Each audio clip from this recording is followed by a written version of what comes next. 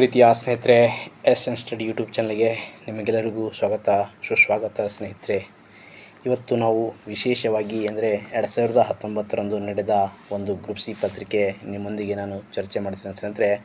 ಯಾರೆಲ್ಲ ಮೊದಲ ಬಾರಿಗೆ ನಮ್ಮ ಯೂಟ್ಯೂಬ್ ಚಾನಲ್ ನೋಡ್ತಿದ್ದೀರಾ, ಸಬ್ಸ್ಕ್ರೈಬ್ ಮಾಡಿ ಮತ್ತು ಲೈಕ್ ಮಾಡಿ, ನಿಮ್ಮ ಸ್ನೇಹಿತರಿಗೆ ಸಹ ಶೇರ್ ಮಾಡಿ ಅಂತ ಹೇಳ್ತಾ, ಇವತ್ತು ಕರ್ನಾಟಕ ರಾಜ್ಯದಲ್ಲಿ ವಿವಿಧ ಇಲಾಖೆಗಳಲ್ಲಿ ನೇಮಕಾತಿಗಳ ಒಂದು ಅಧಿಸೂಚನೆ ಆರಂಭಗೊಳ್ಳಲಿದೆ ಸ್ನೇಹಿತರೆ.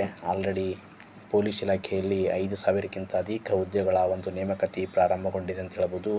ಅದೇ ರೀತಿ ಮುಂದಿನ ದಿನಗಳಲ್ಲಿ ಯಾವ ನೇಮಕಾತಿಗಳಂದರೆ ಅಬಕಾರಿ ಇಲಾಖೆಯಲ್ಲಿ ಅಬಕಾರಿ ಸಬ್ ಇನ್ಸ್ಪೆಕ್ಟರ್ ನೇಮಕಾತಿ ಮತ್ತು ಅದೇ ರೀತಿ ಅಬಕಾರಿ ಪೊಲೀಸ್ ಪೇದೆ ನೇಮಕಾತಿ ಸಹ ನಡೆಯಲಿದೆ ಸ್ನೇಹಿತರೆ.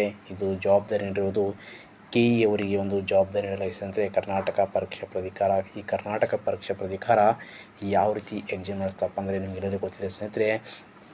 ಯಾವುದೇ ಕಳಪೆ ಮಟ್ಟ ಅಲ್ಲದೆ ಅತ್ಯುತ್ತಮವಾಗಿ ಎಕ್ಸಾಮ್ ನಡೆಸುವ ಒಂದು ಕರ್ನಾಟಕದಲ್ಲಿ ಅಂದರೆ ಅದು ಕರ್ನಾಟಕ ಪರೀಕ್ಷಾ ಪ್ರಾಧಿಕಾರ ಅಂತ ಹೇಳ್ತೀವಿ ಸ್ನೇಹಿತರೆ. ಅದಕ್ಕಾಗಿ ಯಾರೆಲ್ಲ ಶ್ರಮ ಪಡ್ತೀರಿ, ಯಾರೆಲ್ಲ ಚೆನ್ನಾಗಿ ಓದ್ತೀರಿ ಅವರಿಗೊಂದು ಒಳ್ಳೆಯ ಭರವಸೆಯ ಒಂದು ಪ್ರಾಧಿಕಾರ ಯಾವುದಪ್ಪ ಅಂದರೆ ಅದೇ ಕರ್ನಾಟಕ ಪರೀಕ್ಷಾ ಪ್ರಾಧಿಕಾರ ಅಂತ ಹೇಳ್ತೀವಿ, KE ಅಂತ ಸ್ನೇಹಿತರೆ. ಈ KE ಎಕ್ಸಾಮ್ ನಡೆಸಿದ ನಂತರ 1 ತಿಂಗಳೊಳಗೆ ನೀವು ಸರ್ಕಾರಿ ನೌಕರಿ ಆಗ್ತೀರಾ ಆಗಲ್ಲ ಅಂತ ನಿಮಗೆ ಗೊತ್ತಾಗ್ತದೆ ಸ್ನೇಹಿತರೆ. ಯಾಕಂದರೆ ಅವರು ಬೇಗನೆ ರಿಸಲ್ಟ್ ಬಿಡ್ತಾರೆ ಅಂತ ಹೇಳ್ತೀನಿ. ಅದಕ್ಕಾಗಿ ಮುಂದಿನ ದಿನಗಳಲ್ಲಿ ಹಲವಾರು ಇಲಾಖೆಯಿಂದ ಗ್ರೂಪ್ ಸಿ ಹುದ್ದೆಗಳು, ಅದರ ಜೊತೆಗೆ ವಿಲೇಜ್ ಅಕೌಂಟು, ಇನ್ನಿತರ ಇಲಾಖೆಗಳ ಒಂದು ನೇಮಕಾತಿ ನಡೆದಿದೆ ಸ್ನೇಹಿತರೆ. ಯಾರೆಲ್ಲ ಶ್ರಮದ ಒಂದು ಜೀವಿಯಾಗಿರ್ತೀರಿ ಅವರಿಗೆ KE ಒಂದು ಒಳ್ಳೆಯ ಅವಕಾಶ ಕೊಟ್ಟಿದೆ ಅಂತ ಹೇಳ್ಬೋದು. ಅದೇ ರೀತಿ ಇನ್ನೊಂದು ಸುದ್ದಿ ಏನಪ್ಪ ಅಂದರೆ ಮುಂದಿನ ದಿನಗಳಲ್ಲಿ ಅರಣ್ಯ ವೀಕ್ಷಕರ ಒಂದು ನೇಮಕಾತಿ ಸಹ ನಡೆಯಲಿದೆ ಸ್ನೇಹಿತರೆ. ಅರಣ್ಯ ವೀಕ್ಷಕರ ಒಂದು ನೇಮಕಾತಿ ಯಾವ ರೀತಿ ಇದೆ ಅಂತ ಮುಂದಿನ ದಿನಗಳಲ್ಲಿ ನೋಟಿಫಿಕೇಶನ್ ಹೊರಬೀಳಲಿದೆ ಅಂತ ಹೇಳ್ಬೋದು. ಮುಂದಿನ ದಿನಗಳಲ್ಲಿ ಅದೇ ರೀತಿ ವಿಲೇಜ್ ಅಕೌಂಟ್ ಆಗಿರ್ಬೋದು, ಗ್ರೂಪ್ ಸಿ ಹುದ್ದೆಗಳ ಒಂದು ನೇಮಕಾತಿ, ಅದೇ ರೀತಿ SD, FDಗಳ ನೇಮಕಾತಿ, KS ನೇಮಕಾತಿ, ಇನ್ನಿತರ ಹುದ್ದೆಗಳ ಒಂದು ನೇಮಕಾತಿ ಸುರಿಮಳೆನೆ ಅಂತ ಹೇಳ್ಬೋದು ಸ್ನೇಹಿತರೆ. ಪ್ರೀತಿಯ ಸ್ನೇಹಿತರೆ, ನಾನು ಇವತ್ತು ವಿಶೇಷವಾಗಿ ಒಂದು ಕ್ವಶನ್ ಪೇಪರ್ನೊಂದಿಗೆ ಚರ್ಚೆ ಮಾಡಲಿಕ್ಕೆ ನಿಮ್ಮೊಂದಿಗೆ ನಾನು ಆಸಕ್ತನಾಗಿದ್ದೀನಿ ಅಂತ ಹೇಳ್ತೀನಿ. ನೀವು ಸಹ ನನ್ನ ಒಂದು ಪ್ರೋತ್ಸಾಹ ಮಾಡಿ ಮತ್ತು ಬೆಂಬಲ ಮಾಡಿ. ಕೇವಲ ನಿಮ್ಮ ಒಂದು ಲೈಕು ಮತ್ತು ಅದರ ಜೊತೆ ನಿಮ್ಮೊಂದಿಗೆ ಸಬ್ಸ್ಕ್ರೈಬ್, ನನ್ನ YouTube channel S N study YouTube ಚಾನಲ್ಗೆ ಸಬ್ಸ್ಕ್ರೈಬ್ ಮಾಡಿ, ಲೈಕ್ ಮಾಡಿ, ಅದೇ ರೀತಿ ನಿಮ್ಮ ಫ್ರೆಂಡ್ಸ್ಗೂ ಸಹ ಶೇರ್ ಮಾಡಿ. ಯಾಕಂದರೆ ಮುಂದಿನ ಅವರಿಗೂ ಸಹ ಹೆಲ್ಪ್ ಆಗಲಿ ಅಂತ ಹೇಳ್ತೀನಿ ಸ್ನೇಹಿತರೆ. ಇವತ್ತು ಹಲವಾರು ಯೂಟ್ಯೂಬ್ ಚಾನಲ್ಗಳಿದ್ದಾವೆ, ಹಲವಾರು ರೀತಿ ನಿಮಗೆ ನೋಡ್ತಿದ್ದೀರಿ. ಅಂದರೆ ನೀವು ಯಾವುದೇ ಒಂದು ಸಮಯ ನೀವು ಓದುವ ಬುಕ್ಕಿನ ಕಡೆ ಜಾಸ್ತಿ ಗಮನ ಕೊಡಿ ಸ್ನೇಹಿತರೆ. ಯಾಕಂದರೆ ನಿಮ್ಗೆ ಯಾವಾಗ ಬೋರ್ ಅನಿಸಿದಾಗ ಇಂಥ ಯೂಟ್ಯೂಬ್ ಚಾನಲ್ ನೋಡಿ. ಅದಕ್ಕಾಗಿ ಸಮಯವನ್ನು ವ್ಯರ್ಥ ಮಾಡಬೇಡಿ ಅಂತ ಹೇಳ್ತೀನಿ.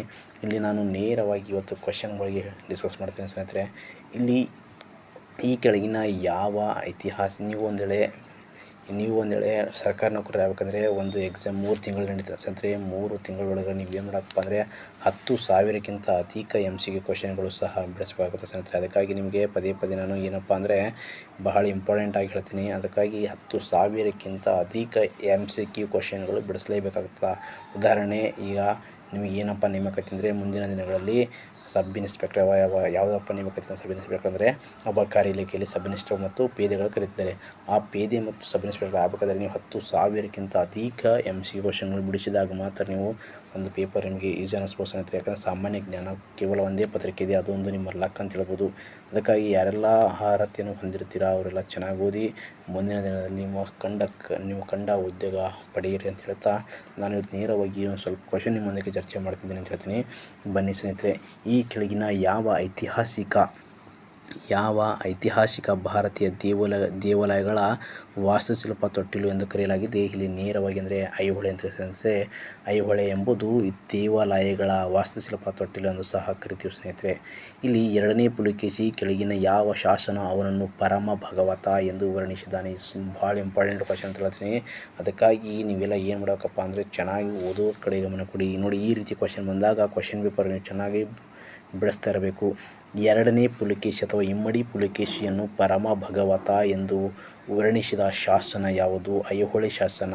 ಇದು ಕೀರ್ತಿವರ್ಮನಿಂದ ಒಂದು ರಚನೆಯಾದ ಐಹೊಳೆ ಶಾಸನ ಅಂದರೆ. ಅದೇ ರೀತಿ ಪಟ್ಟದಕಲ್ಲು ಶಾಸನ, ಚಿಪ್ಲೂನ್ ತಾಮ್ರ ಫಲಕ ಶಾಸನ, ಹೈದರಾಬಾದ್ ತಾಮ್ರ ಫಲಕ ಶಾಸನ. ಇಲ್ಲಿ ಚಿಪ್ಲೂನ್ ತಾಮ್ರ ಫಲಕ ಶಾಸನ ಏನು ಹೇಳ್ತಪ್ಪ ಅಂದರೆ ಇಮ್ಮಡಿ ಪುಲಿಕೇಶಿಯನ್ನು ಪರಮ ಭಗವತ ಎಂದು ವರ್ಣಿಸಿದೆ ಅಂತ ಹೇಳ್ತಾರೆ ಸ್ನೇಹಿತರೆ. ಅದಕ್ಕಾಗಿ ಇಂಥ ಕ್ವಶನ್ ಬಂದಾಗ ಏನು ಮಾಡಬೇಕಪ್ಪ ಅಂದರೆ ನೀವು ಒಂದು ನೋಟ್ಬುಕ್ ಇಟ್ಕೊಂಡು ಇಂಥ ಕ್ವಶನ್ಗಳನ್ನು ನೋಟ್ ಮಾಡ್ಕೊಳ್ಳೋಕೆ ಸ್ನೇಹಿತರೆ. ಟಫ್ ಇದ್ದ ಕ್ವಶನ್ಗಳನ್ನು ಮಾತ್ರ ನೀವು ನೋಟ್ ಮಾಡ್ಕೊಳ್ಳಿ. ಯಾಕಂದರೆ ಈ ರೀತಿ ಕ್ವಶನ್ ಕೇಳೋದು ಈ ರೀತಿ ಕ್ವಶನ್ಗಳು ರಿಪೀಟೆಡ್ ಆಗುವ ಚಾನ್ಸಸ್ ಜಾಸ್ತಿ ಇರ್ತವೆ ಅಂತ ಹೇಳ್ತೀನಿ.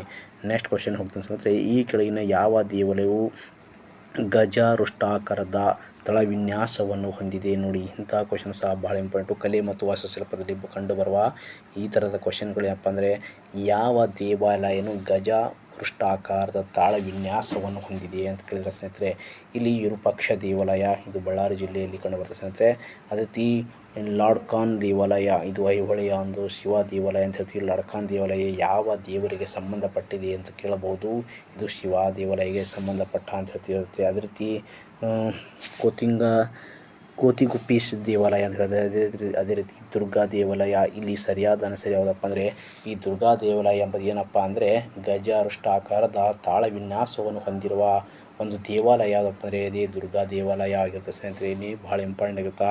ಕರ್ನಾಟಕ ಸ್ತ್ರೀ ಶಕ್ತಿ ಕಾರ್ಯಕ್ರಮದ ಉದ್ದೇಶಗಳೇನು ಎಲ್ಲ ಹೇಳಿಕೆಗಳು ಸರಿ ಇದ್ದಾವೆ. ಅದಕ್ಕಾಗಿ ನೀವೇನು ನೋಡ್ರಪ್ಪ ಅಂದ್ರೆ ಒಂದು ಸಲ ಚೆನ್ನಾಗಿ ನೋಡ್ಕೊಳ್ಳಿ ಅಂತ ಹೇಳ್ತೀನಿ. ಓಕೆನಾ. ನೆಕ್ಸ್ಟ್ ಕ್ವಶನ್ ಬರ್ತೀನಿ. ನೆಕ್ಸ್ಟ್ ಕ್ವಶನ್ಗೆ ಹೋಗೋಣ. ನೆಕ್ಸ್ಟ್ ಕ್ವಶನ್ ಅಂದರೆ, ಕರ್ನಾಟಕ ಪರಿಶಿಷ್ಟ ಜಾತಿ ಮತ್ತು ಪರಿಶಿಷ್ಟ ಪಂಗಡ ಕೆಲವು ಭೂಮಿಗಳ ವರ್ಗಾವಣೆಯ ಮೇಲೆ ನಿಷೇಧ ಕಾಯ್ದೆಯನ್ನು ಯಾವಾಗ ಅಧಿನಿಯಮಿಸಲಾಯಿತು? ಇಲ್ಲಿ ಭೂ ಸುಧಾರಣೆ ಬಗ್ಗೆ ಸ್ನೇಹಿತರೆ ಒಂದು ಕ್ವಶನ್ ಕೇಳಿದ್ರೆ, ಗ್ರೂಪ್ ಸಿ ಯಲ್ಲಿ ಸಿಲೆಬಸ್ ಇರುವುದ ಕಾರಣಕ್ಕಾಗಿ ಏನಪ್ಪ ಅಂದರೆ, ಕರ್ನಾಟಕ ಪರಿಶಿಷ್ಟ ಜಾತಿ ಮತ್ತು ಪರಿಶಿಷ್ಟ ಪಂಗಡಗಳ ಕೆಲವು ಭೂಮಿಗಳ ವರ್ಗಾವಣೆಯ ಮೇಲೆ ನಿಷೇಧ ಕಾಯ್ದೆಯನ್ನು ಯಾವಾಗ ಅಧಿನಿಯಮಗೊಳಿಸಲಾಯಿತು ಅಂತ ನೇರವಾಗಿ ಕೇಳಿದ್ರೆ 1978ರಲ್ಲಿ ಅಂತ ಹೇಳ್ತೀವಿ ಸ್ನೇಹಿತರೆ. 1978ರಲ್ಲಿ ಕೆಲವು ಭೂಮಿಗಳ ವರ್ಗಾವಣೆಯ ಮೇಲೆ ನಿಷೇಧ ಕಾಯ್ದೆಯನ್ನು ಜಾರಿಗೆ ತರಲಾಗಿದೆ. 1978ರಲ್ಲಿ ಹೇಳ್ತೀವಿ. ಓಕೆನಾ. ನೆಕ್ಸ್ಟ್ ಕ್ವಶನ್ನು, ಈ ಕೆಳಗಿನ ಯಾವ ಸಮಿತಿಯ ಶಿಫಾರಸಿನ ಮೇರೆಗೆ ಭೂ ಸುಧಾರಣೆ ಕಾಯ್ದೆ 1961 ಅನ್ನು 2ನೇ ಅಕ್ಟೋಬರ್ 1965ರಿಂದ ಜಾರಿಗೆ ತರಲಾಗಿದೆ ಅಂತ ಹೇಳ್ತಾರೆ ಸ್ನೇಹಿತರೆ. ಯಾವ ಸಮಿತಿಯ ಶಿಫಾರಸಿನ ಮೇರೆಗೆ ಭೂ ಸುಧಾರಣೆಯ ಕಾಯ್ದೆ 1961 2ನೇ ಅಕ್ಟೋಬರ್ 1905ರಂದು ಜಾರಿಗೆ ತರಲಾಯಿತು? ಜತ್ತಿ ಸಮಿತಿನ, ಕೆಲ್ಕರ್ ಸಮಿತಿನ, ನಂಜುಂಡಪ್ಪ ಸಮಿತಿನ, ನರಸಿಂಹನ ಸಮಿತಿನ? ಇಲ್ಲಿ ನೇರವಾದಪ್ಪ ಅಂದರೆ ಜತ್ತಿ ಸಮಿತಿ ಸ್ನೇಹಿತರೆ. ಇದು ಕರ್ನಾಟಕದ ಮುಖ್ಯಮಂತ್ರಿಗಳಾಗಿರ್ತಾರೆ ಸ್ನೇಹಿತರೆ. ಓಕೆನಾ, ಬಿ ಡಿ ಜತ್ತಿ ಅವರು. ಕೆಲ್ಕರ್ ಸಮಿತಿ ಯಾವುದಕ್ಕೆ ಸಂಬಂಧಪಟ್ಟದಪ್ಪ ಅಂದರೆ ತೆರಿಗೆ ಸುಧಾರಣೆಗೆ ಸಂಬಂಧಪಟ್ಟ ಒಂದು ಸಮಿತಿ ಹೇಳ್ತೀವಿ. ಅದೇ ರೀತಿ ನಂಜುಂಡಪ್ಪ ಸಮಿತಿ ಅಂದರೆ ಹಿಂದುಳಿದ ತಾಲೂಕು ಅಥವಾ ಹಿಂದುಳಿದ ಪ್ರದೇಶಿಕ ಅಂತ ಹೇಳ್ತೀವಿ ಸ್ನೇಹಿತರೆ. ಅದೊಂದು ರಚನೆಗಾಗಿ ಅಧ್ಯಯನ ಮಾಡೋದಕ್ಕೋಸ್ಕರ, ಸಮತೋಲನ ಮಾಡೋದಕ್ಕೋಸ್ಕರ ರಚನೆಯಾದ ಒಂದು ನಂಜುಂಡಪ್ಪ ಸಮಿತಿ ಅಂತ ಹೇಳ್ತೀವಿ. ಅದೇ ರೀತಿ ನರಸಿಂಹನ ಸಮಿತಿ, ಇದು ನೂತನ ಹಣಕಾಸು ನೀತಿ ಮತ್ತು ಬ್ಯಾಂಕ್ಗಳ ಸುಧಾರಣೆಯ ಸಮಿತಿ ಯಾವುದಪ್ಪ ಅಂದರೆ ನಂಜುಂಡಪ್ಪನ ಸಮಿತಿ ಅಂತ ಹೇಳ್ತೀವಿ. ಇದು ಸಹ ಬಹಳ ಇಂಪಾರ್ಟೆಂಟ್ ಆದ ಸಮಿತಿಗಳಿದ್ದಾವೆ. ಈ ಸಮಿತಿಗಳನ್ನು ಇದೇ ರೀತಿ ಓದ್ಕೊಳ್ಳಿ. ಯಾಕಂದರೆ ಹಲವಾರು ಸಮಿತಿಗಳು ಬರ್ತವೆ ಸ್ನೇಹಿತರೆ. ಹಲವಾರು ಸಮಿತಿಯಲ್ಲಿ ನೀವು ಒಂದು ಎಕ್ಸಾಮ್ ಹೋಗುವಾಗ ಒಂದು 20 ಸಮಿತಿಗಳ ಬಗ್ಗೆ ಗೊತ್ತಿದ್ದರೆ ನಿಮಗೆ ಆರಾಮಾಗಿತ್ತು ಅಂತ ಹೇಳ್ತೀನಿ. ಓಕೆನಾ. ಈ ಕೆಳಗಿನಲ್ಲಿ ಯಾವುದು ಗೇಣಿದಾರಿಕೆಯ ಸುಧಾರಣಾ ಕ್ರಮವಾಗಿರುವುದಿಲ್ಲ? ನೋಡಿ, ಇಲ್ಲಿ ಏನು ಕ್ವಶನ್ ಕೇಳ್ತಾರಪ್ಪ ಅಂದರೆ, ಯಾವುದು ಗೇಣಿದಾರಿಕೆಯ ಸುಧಾರಣಾ ಕ್ರಮವಾಗಿರೋದು? ನೋಡಿ, ಭೂ ಸುಧಾರಣೆ ಮೇಲೆ 2 ಕ್ವಶನ್ ಬಂದಿದೆ ಸ್ನೇಹಿತರೆ. ಇನ್ನು ಮುಂದಿನ ಒಂದು ಯಾವ ರೀತಿ ಕ್ವಶನ್ ಕೇಳಿದ್ರೆ ಅಂತ ನೋಡ್ರಿ ಬನ್ನಿ. ಕೆಳಗಿನಲ್ಲಿ ಯಾವುದು ಗೇಣಿದಾರಿಕೆಯ ಸುಧಾರಣಾ ಕ್ರಮವಾಗಿರುವುದಿಲ್ಲ? ಮೇಲಿನ ಯಾವುದು ಅಲ್ಲ ಎಂಬ ಸರಿ ಇದೆ ಸ್ನೇಹಿತರೆ. ಬಾಡಿಗೆಯ ಪುನರ್ರಚನೆ ಆಗಿರ್ತದೆ, ಗೇಣಿದಾರರ ಮಾಲೀಕತ್ವ ಹಕ್ಕುಗಳು, ಹಿಡುವಳಿಯ ಭದ್ರತೆ, ಇದೆಲ್ಲ ಹೇಳಿಕೆಗಳೇನಪ್ಪ ಅಂದರೆ ಸುಧಾರಣೆಯ ಕ್ರಮಗಳಾಗಿವೆ. ಅಥವಾ ಮೇಲಿನ ಯಾವುದು ಅಲ್ಲ ಅಂತ, ಮೇಲಿನ ಯಾವುದು ಅಲ್ಲ ಎಂಬುದನ್ನು ಸರಿಯಾಗಿರುತ್ತೆ. ನೋಡಿ, ಜನನಿ ಸುರಕ್ಷಾ ಯೋಜನೆ ಕರೆಂಟ್ ಅಫೇರ್ಸ್ ಇತ್ತೀಚಿನ KE ಎಕ್ಸಾಮಲ್ಲಿ 30ರವರೆಗೂ ಕರೆಂಟ್ ಅಫೇರ್ಸ್ ಕಳ್ತಿದ್ದಾರೆ. ಅದಕ್ಕಾಗಿ ಕರೆಂಟ್ ಅಫೇರ್ಸ್ಗೆ ನೀವು ಬಹಳ ಮಹತ್ವ ಕೊಡಿ ಅಂತ ಹೇಳ್ತೀನಿ ಸ್ನೇಹಿತರೆ.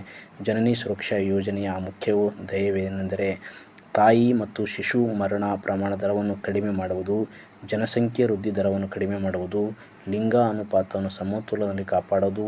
ಮೇಲಿನ ಎಲ್ಲವೂ ಹೇಳಿಕೆಗಳು ಸರಿಯಾಗಿದೆ. ನೋಡಿ, ಜನನಿ ಸುರಕ್ಷಾ ಯೋಜನೆ ಎಂಬುದು ಯಾವ ವರ್ಷದಲ್ಲಿ ಬಂದಿದೆ ಅಂತ ನನಗೆ ಕಮೆಂಟ್ ಮಾಡಿ ಸ್ನೇಹಿತರೆ. ಓಕೆನಾ. ಭೂ ಸುಧಾರಣೆಯ ಭಾಗವಾಗಿ ಸೇರಿಕೊಂಡಿದೆ. ನೋಡಿ, ಭೂ ಸುಧಾರಣೆ ಬಗ್ಗೆ 3 ಕ್ವಶನ್ ಬಂದಿದೆ ಸ್ನೇಹಿತರೆ. ಇನ್ನು ಮುಂದಿನ ಒಂದು ಕ್ವಶನ್ ನೋಡೋಣ. ಯಾವುದು ಭೂ ಸುಧಾರಣೆಯ ಭಾಗವಾಗಿ ಸೇರಿಕೊಂಡಿದೆ? ಮಧ್ಯವರ್ತಿಗಳ ನಿರ್ಮೂಲನೆ ಮಾಡುವುದು, ಕೃಷಿ ಪುನರ್ರಚನೆ ಮಾಡುವುದಾ, ಗೇಣಿದಾರಿಕೆಯ ಸುಧಾರಣೆ ಮಾಡುವುದಾ? ಮೇಲಿನ ಎಲ್ಲವೂ. ಇಲ್ಲಿ ನೋಡಿ, ಭೂ ಸುಧಾರಣೆ ಬಗ್ಗೆ ಇಲ್ಲಿ ಮೇಲಿನ ಎಲ್ಲವೂ ಎಂಬುದು ಹೇಳಿಕೆ ಸರಿಯಾಗಿದೆ. ಮಧ್ಯವರ್ತಿಗಳ ನಿರ್ಮೂಲನೆ ಮಾಡುವುದೇ ಈ ಭೂ ಸುಧಾರಣೆಯ ಭಾಗವಾಗಿದೆ ಸ್ನೇಹಿತರೆ.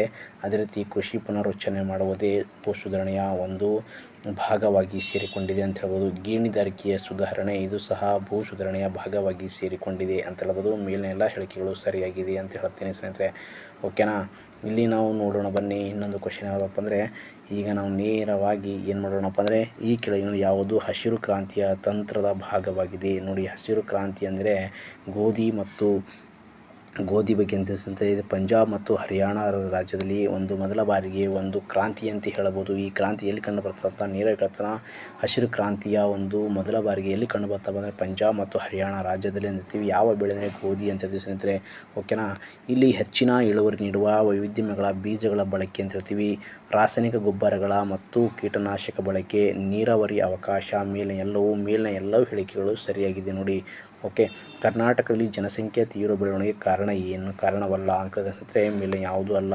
ಸರಿ ಇದೆ ಅಂದರೆ ಉಷ್ಣ ಹವಾಗುಣ, ಬೇಗನೆ ಮದುವೆ, ಬಡತನ ಇವೆಲ್ಲ ಕಾರಣಗಳಲ್ಲ ಸ್ನೇಹಿತರೆ. ಯಾವುದೂ ಅಲ್ಲ ಅಂತ ಸರಿಯಾದ ಆನ್ಸರ್ ಆಗಿದೆ.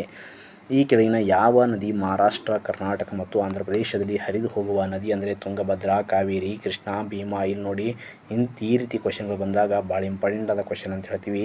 ಇತ್ತೀಚೆಗೆ ಅವರು ಇದೇ ರೀತಿ ಕ್ವಶನ್ ಕೇಳಿದಂತೆ ನದಿಗಳ ಮೇಲೆ 1 ರಿಂದ 2 ವರೆಗೂ ಕ್ವಶನ್ಗಳ ಚಾನ್ಸಸ್ ಅಂತ ಹೇಳ್ತೀನಿ. ಇಲ್ಲಿ ನೋಡಿ ಮಹಾರಾಷ್ಟ್ರ, ಕರ್ನಾಟಕ, ಆಂಧ್ರ ಪ್ರದೇಶದಲ್ಲಿ ಹರಿಯುವ ನದಿ ಅಂದರೆ ಇದೇ ಕೃಷ್ಣಾ ನದಿ ಅಂತೀವಿ. ಕಾವೇರಿ ನದಿ ಕರ್ನಾಟಕ, ಕೇರಳ, ತಮಿಳುನಾಡು, ಪಾಂಡಿಚೇರಿ ಅಥವಾ ಪುದುಚೇರಿ ಮೇಲೆ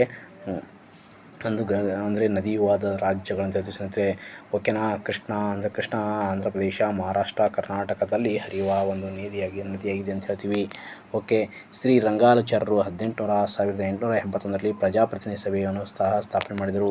ಪ್ರಥಮ ಜಲವಿದ್ಯುತ್ ಯೋಜನೆ ಇಲ್ಲಿ ಪ್ರಾರಂಭಗೊಂಡಿದೆ ನೋಡಿ. ಒರಿಸ್ಸಾ, ತಮಿಳುನಾಡು, ಮಹಾರಾಷ್ಟ್ರ. ಮೇಲಿನ ಯಾವುದಲ್ಲ ಸ್ನೇಹಿತರೆ. ಇಲ್ಲಿ ನಾವು ಈ ರೀತಿ ಕ್ವಶನ್ ಈಜಿ ಕೇಳ ನಂಬೋದು ಮಾಡ್ತೀವಿ. ಒಡಿಸ್ಸಾನ, ತಮಿಳುನಾಡು, ಮಹಾರಾಷ್ಟ್ರ 3 ಹಾಕ್ತೀವಿ ಸ್ನೇಹಿತರೆ. ಇಲ್ಲಿ ಮೇಲಿನ ಯಾವುದೂ ಇಲ್ಲ ಅಂದ್ಕೊಂಡಿದ್ದಾರೆ ಸ್ನೇಹಿತರೆ. ಇದು ಭಾಳ ಇಂಪಾರ್ಟೆಂಟ್. ಮೇಲಿನ ಯಾವುದೂ ಇಲ್ಲ ಎಂಬುದೇ ಸರಿಯಾಗಿರ್ತದೆ. ಯಾಕಂದರೆ ಪ್ರಥಮ ಜಲವಿದ್ಯುತ್ ಯೋಜನೆ ಎಲ್ಲಿ ಬಂದಪ್ಪ ಅಂದರೆ ನಮ್ಮ ಕರ್ನಾಟಕದಲ್ಲಿ ಬಂದ. ಕರ್ನಾಟಕದಲ್ಲಿ ಎಲ್ಲಪ್ಪ ಅಂದರೆ ಶಿವನ ಸಮುದ್ರ ಅಂದಿರ್ತೀವಿ. ಈ ಶಿವನ ಸಮುದ್ರ 1902ರಂದು ಕರ್ನಾಟಕದಲ್ಲಿ ಮೊದಲ ಬಾರಿಗೆ ಅಂತ ಸ್ನೇಹಿತರೆ. ಅದೇ ರೀತಿ ಇಡೀ ಏಷ್ಯಾದಲ್ಲಿ 2ನೇ ವಿದ್ಯುತ್ ಪಡೆದ ನಗರ ಯಾವುದಪ್ಪ ಅಂದರೆ ನಮ್ಮ ಬೆಂಗಳೂರು ಅಂತೀವಿ. ಏಷ್ಯಾದಲ್ಲಿ ಮೊದಲ ಬಾರಿಗೆ ವಿದ್ಯುತ್ ಪಡೆದ ಅಂದರೆ ಟೋಕಿಯೋ, ಜಪಾನ್. ಟೋಕಿಯೋ ಏನು ಮಾಡ್ತಪ್ಪ ಅಂದರೆ ಮೊದಲ ಬಾರಿಗೆ ವಿದ್ಯುತ್ ಪಡೆದಿರ್ತದೆ. ಓಕೆನಾ. ಅದೇ ರೀತಿ ಕೋಲಾರದ ಚಿನ್ನದ ಗಣಿ ಸಹ ಏನು ಮಾಡ್ತಪ್ಪ ಅಂದರೆ ಶಿವನ ಸಮುದ್ರದಿಂದ ವಿದ್ಯುತ್ತನ್ನು ಪಡೆದೋಸ್ಕರ ಇಲ್ಲಿ ಶಿವನ ಸಮುದ್ರದಲ್ಲಿ ಇದು ಮಾಡಿರ್ತಾರೆ. ಓಕೆನಾ. ನೆಕ್ಸ್ಟ್ ನೋಡೋಣ. ಹಿಂದೂಸ್ತಾನ್ ಏರೋನಾಟಿಕಲ್ HAL ಯಾವ ವರ್ಷ ಸ್ಥಾಪನೆಗೊಂಡಿದೆ ನೋಡಿ. ಹಿರಾಲಾಲ್ ಚಂದ್ ಅಂತ ಒಬ್ಬರು ಗುಜರಾತಿ ಉದ್ಯಮಿ ಮಾಡ್ತಾರಪ್ಪ ಅಂದರೆ HAL ಅನ್ನು ಸ್ಥಾಪನೆ ಮಾಡ್ತಾರೆ. ಮತ್ತು ನಾಲ್ವಡಿ ಕೃಷ್ಣರಾಜ ಒಡೆಯರ್ 1940ರಲ್ಲಿ ಸ್ಥಾಪನೆಗೊಂಡಿರ್ತಾರೆ ಸ್ನೇಹಿತರೆ. ಓಕೆನಾ. ಇಲ್ಲಿ ಆಗಸ್ಟ್ ಕ್ರಾಂತಿ ಯಾವುದಪ್ಪ ಅಂದರೆ 1942. ಪ್ರಥಮ ದುಂಡು ಮೇಜಿನ ಸಮ್ಮೇಳನ ಯಾವಾಗಪ್ಪ ಅಂದರೆ ಅದು 1930. ಇಲ್ಲಿ ನೋಡಿ ಈ ರೀತಿ ಕ್ವಶನ್ ಕೇಳಿದಾಗ ನೀವೆಲ್ಲ ಇಸ್ವಿಗಳು ಸಹ ನಿಮ್ಗೆ ಗೊತ್ತಿರಬೇಕು. ಇಸ್ವಿಗಳು ಸಹ ನೀವು ಏನು ಮಾಡಬೇಕಪ್ಪ ಅಂದರೆ ಎಲ್ಲ ಇಸ್ವಿಗಳ ಬಗ್ಗೆ ನೀವು ನೋಡ್ಕೊಳ್ಬೇಕು. ಆಗಸ್ಟ್ ಕ್ರಾಂತಿ ಯಾವಾಗಿತ್ತು? 1942ರಲ್ಲಿ ಆಯಿತು. ಅದೇ ರೀತಿ 1930ರಲ್ಲಿ ಯಾವ ಕ್ರಾಂತಿ, ಯಾವುದೋ ಒಂದು ವಿಶೇಷಕ್ಕೆ ಸಂಬಂಧಪಟ್ಟಿದೆ 1941, 1940, ಅದೇ ರೀತಿ 1929. ಈ ರೀತಿ ಎಲ್ಲ ಒಂದು ಇಸ್ವಿಗಳ ಬಗ್ಗೆ ಗೊತ್ತಿದ್ದಾಗ ಮಾತ್ರ ಏನಪ್ಪ ಅಂದರೆ ಈ ರೀತಿ ಕ್ವಶನ್ಗಳನ್ನು ಆನ್ಸರ್ ಮಾಡ್ಬೋದು. ಕರ್ನಾಟಕ ರಾಜ್ಯ ಅರಣ್ಯ ಕೈಗಾರಿಕೆ ಅಭಿವೃದ್ಧಿ ನಿಗಮವು ಸ್ಥಾಪನೆಯಾದ ವರ್ಷ ನೋಡಿ. ಇಂಥ ಕ್ವಶನ್ ಏನಪ್ಪ ಅಂದರೆ ಭಾಳ ಇಂಪಾರ್ಟೆಂಟ್ ಆದಂಥ ಕ್ವಶನ್ ಅಂತ ಹೇಳ್ಬೋದು. ಕರ್ನಾಟಕ ರಾಜ್ಯ ಅರಣ್ಯ ಕೈಗಾರಿಕಾ ಅಭಿವೃದ್ಧಿ ನಿಗಮ ಸ್ಥಾಪನೆಯಾದ ವರ್ಷ. ಒಂದೊಂದು ಕ್ವಶನ್ ಸಹ ಭಾಳ ಇಂಪಾರ್ಟೆಂಟ್ ಆಗಿರ್ತವೆ ಸ್ನೇಹಿತರೆ. ಅದಕ್ಕಾಗಿ ನೀವೇನು ನೋಡ್ಬೇಕಪ್ಪ ಅಂದರೆ ಹಳೆ ಕ್ವಶನ್ ಪೇಪರಲ್ಲಿ ನಿಮಗೆ ಯಾವ ಡಿಫಿಕಲ್ಟ್ ಅನ್ನಿಸ್ತದೆ ಅದನ್ನು ನೀವೇನು ನೋಡ್ಬೇಕಪ್ಪ ಅಂದರೆ ನೋಟ್ಸ್ ಮಾಡ್ಕೊಳ್ಳಿ.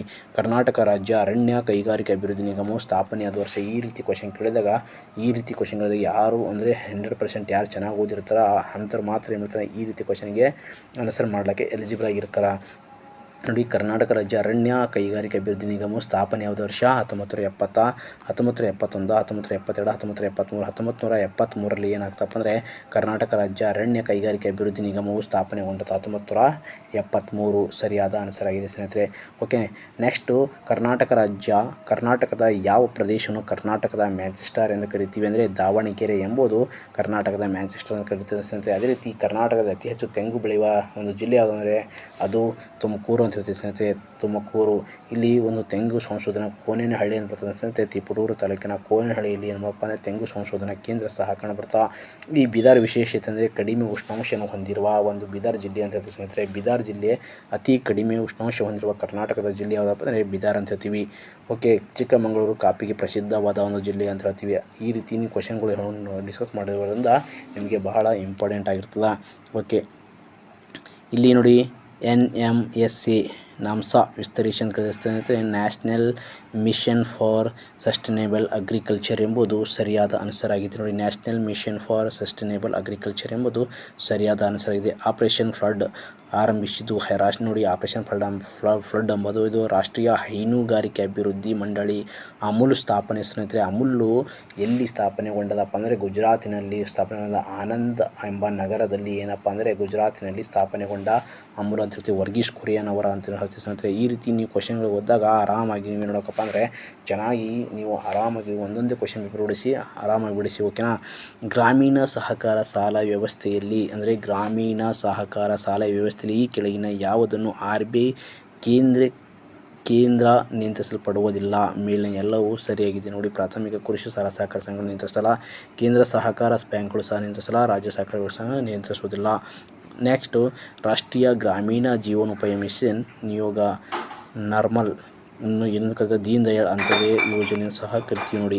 ನಬಾರ್ಡ್ನ ಹಣಕಾಸು ಒದಗಿಸುವುದು. ನಬಾರ್ಡ್ ಹಣಕಾಸು ಒದಗಿಸುವುದಕ್ಕಪ್ಪ ಅಂದರೆ ಅಲ್ಪಾವಧಿಗೆ ಮಾತ್ರ, ಮಧ್ಯಮಾವಧಿ ಮಾತ್ರ, ದೀರ್ಘಾವಧಿ. ಅಲ್ಪಾವಧಿ, ಮಧ್ಯಮಾವಧಿ, ದೀರ್ಘಾವಧಿ ಹೇಳಿಕೆ 4ನೇ ಹೇಳಿಕೆ ಸರಿಯಾಗಿದೆ ನೋಡಿ. ನಬಾರ್ಡ್ ಹಣಕಾಸು ಒದಗಿಸುವುದು ಅಲ್ಪಾವಧಿಗೆ, ಮಧ್ಯಮಾವಧಿ ಮತ್ತು ದೀರ್ಘಾವಧಿಗೆ ಎಂಬುದು ಸರಿಯಾದ ಹೇಳಿಕೆಯಾಗಿದೆ.